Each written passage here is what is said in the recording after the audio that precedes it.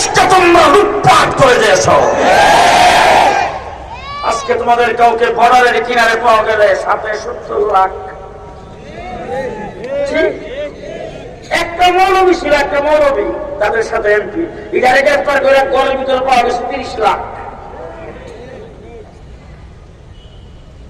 দেশের সম্পদকে লুণ্ঠন করে বিদেশে চালান করেছ। আমাদেরকে বলেছ রাজাকার। আজকে প্রমাণিত হয়েছে তোমরা সবাই ইন্ডিয়ার রাজাকার।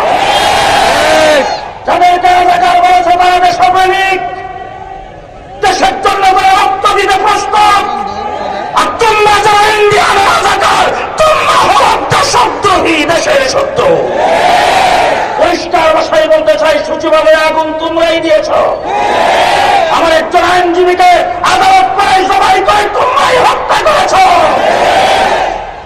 বাংলাদেশ মুক্ত হয়েছে, বিপ্লব আমরা ঘটিয়েছি। আগামী দিনে এই বাংলাদেশে আলেম ওলামায়ে কেরামের নেতৃত্বে, আল্লামা মামুনুল হকের নেতৃত্বে ইসলামের বাংলাদেশ করতে চাই। ইসলামের বাংলাদেশ করতে প্রস্তুত?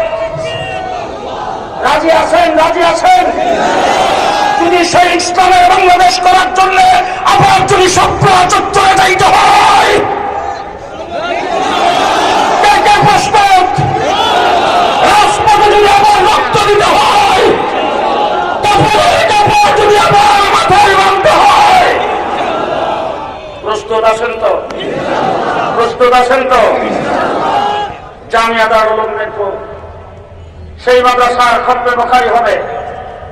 বুখারী শরীফের শেষ 10 প্রদান করবেন শাইখুল হাদিস ইবনে শাইখুল হাদিস, তারুণ্যের অহংকার, বাংলাদেশের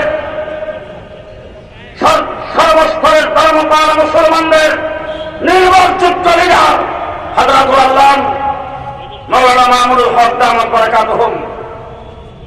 সংক্ষিপ্ত আপনারা একটু ধৈর্য ধরে বসবেন। সিস্টেম অনুযায়ী ছাত্ররা ইবাদত করবেন।